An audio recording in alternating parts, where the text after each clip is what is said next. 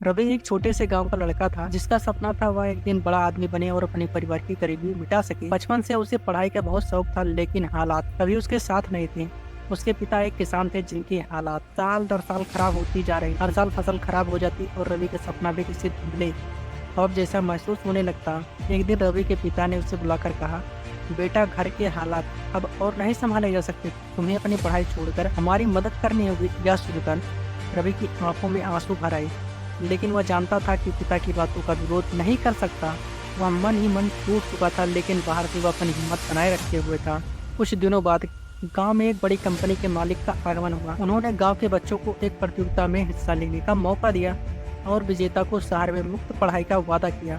रवि के अंदर की ज्वाला फिर से जल उठी। उसने सोचा, यह मेरा आखिरी मौका हो सकता है। उसने दिन रात मेहनत की और अपने पिता से बिना बताए प्रतियोगिता में हिस्सा लिया। जब परिणाम घोषित किए गए तो रवि का नाम सुनाई नहीं दिया। वह निराश होकर मैदान के कोने में बैठ गया, लेकिन तभी कंपनी के मालिक ने मंच पर आकर कहा, आज हम एक ऐसा बच्चा चुनने जा रहे हैं जिसने भले ही जीत हासिल ना की है, पर उसकी मेहनत और लगन ने हमारा दिल जीत लिया। रवि का नाम पुकारा गया। वह स्तब्ध था, आंखों में आंसू और दिल में असीम खुशी। रवि को शहर भेजा गया, जहाँ उसने कड़ी मेहनत से पढ़ाई की, लेकिन उसकी यात्रा आसान नहीं थी। कई बार उसने हार मानने का सोचा, लेकिन हर बार उसे अपने पिता की याद आती, जिनके संघर्षों ने उसे कभी हारने नहीं दिया। उसने अपनी भावनाओं को ताकत बनाया और धीरे धीरे सफलता की सीढ़ियां चढ़ता गया। सालों बाद रवि एक सफल उद्यमी बन गया।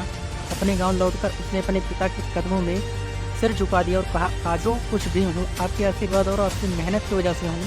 पिता की आंखों में गर्व के आंसू थे और रवि के दिल में सुकून। ये कहानी सिर्फ रवि की नहीं, बल्कि उन सभी लोगों की है जो अपने सपनों को जीने के लिए हर मुश्किल का सामना करते हैं और अंत में सफलता उनके कदम चूमती है।